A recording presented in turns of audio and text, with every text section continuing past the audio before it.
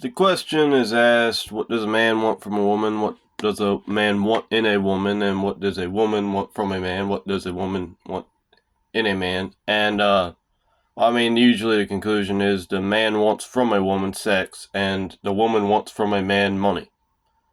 Security.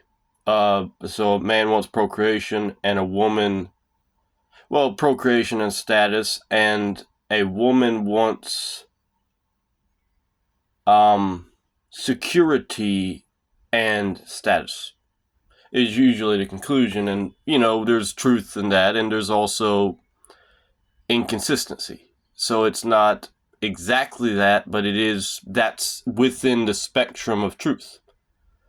Because a man that is dedicated enough to his woman to have money available to her is, a man that leaves an inheritance for his children's children, he is a good man. So if you don't have money to take your wife out to do stuff or to buy her that really expensive dress, something is not right. Something is not flowing like it should be. Because she should be able to have all her wants met. Going way beyond need now. All her wants. As should you. Because, that's going with the principles of God and that him being your father. If he's your father, then that means he supplies all your need. He does not, he does not just leave you hanging, is my point. And he provides well above, a faithful man shall abound with blessings. So if you abound with blessings, that's going way beyond your need. And God gives us the power to get wealth. Being that he gives us the power to get wealth, well, we're not talking about a penny, we're talking about a million. So, not talking about 1 million pennies, we're talking about $1 million, that sort of thing. It's making a big difference in your life, not just, here you go.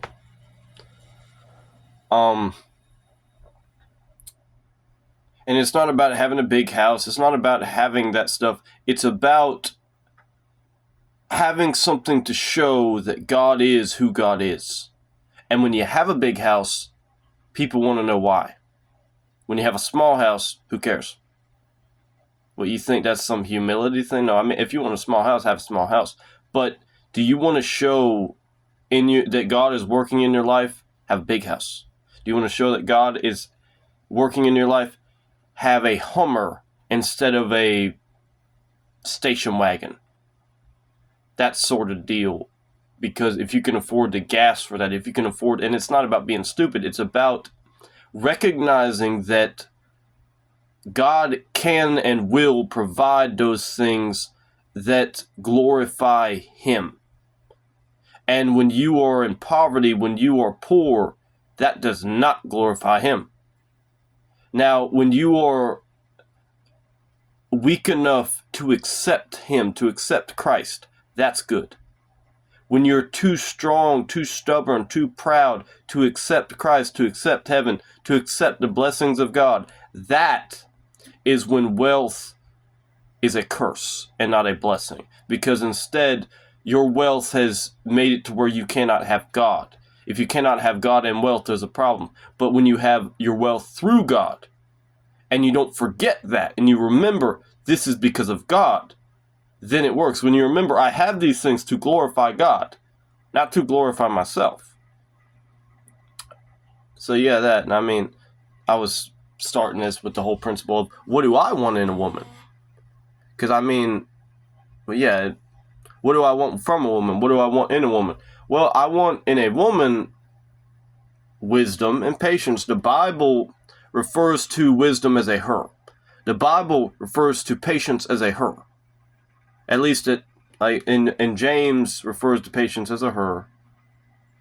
And in Psalms refers to wisdom as a her. Should be Psalms. It's either Psalms or Proverbs. But nonetheless, wisdom hath builded her house. So that verse. And let patience have her perfect work.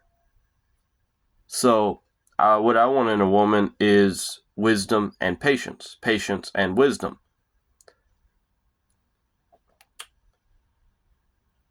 And when you want those things from somebody else, then have those things in yourself.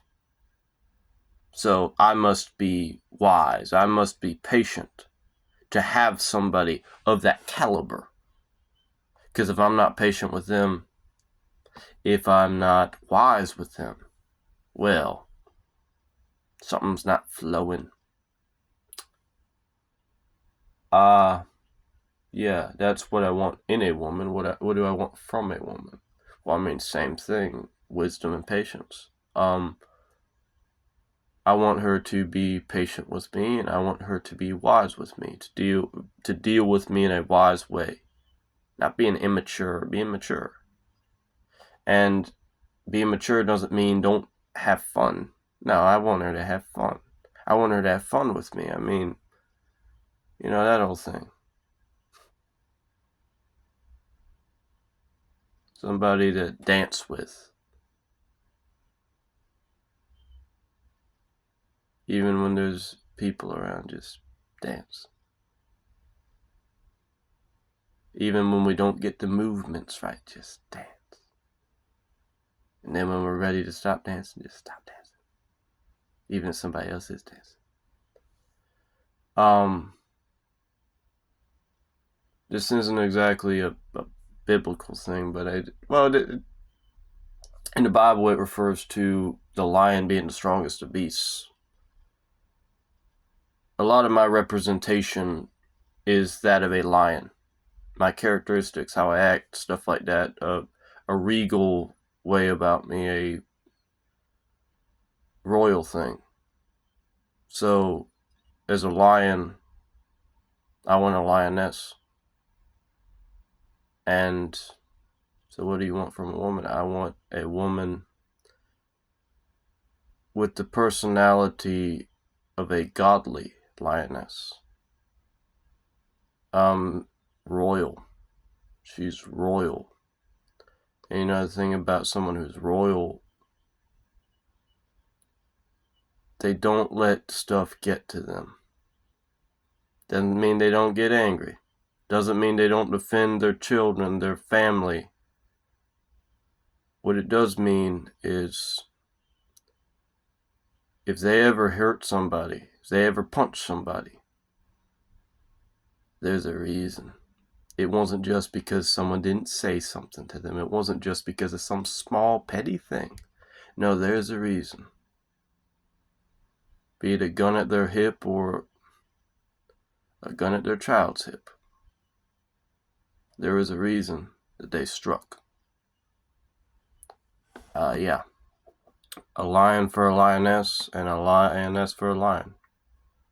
A wise and patient woman for a wise and patient man.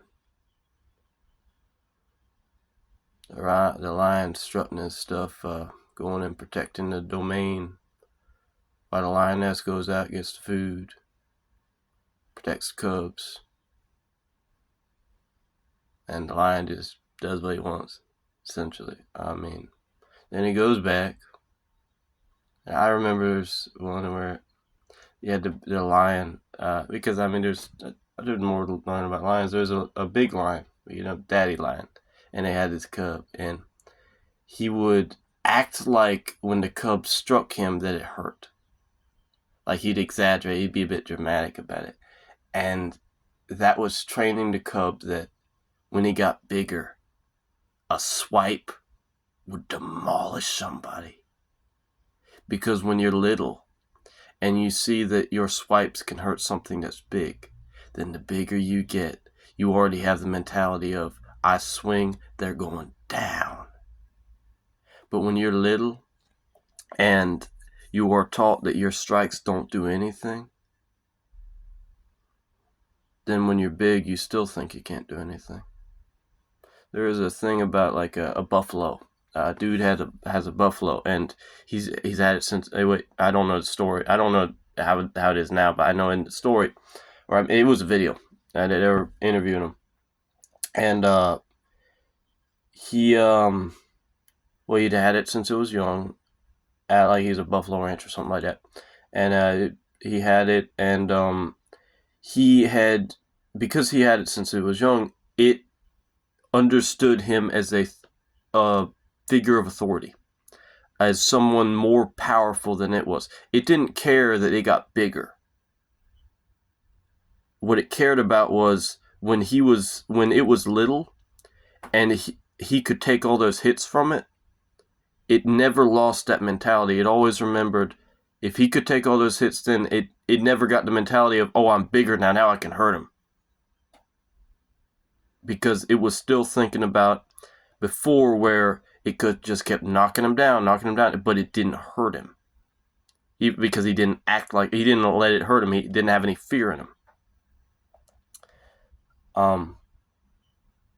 So yeah, I mean, going with the whole children thing, when you're raising your children, let them know that they are powerful, so that when they grow older, they'll already know the power of Christ in them, instead of thinking that they are in subjection to the ways of the world.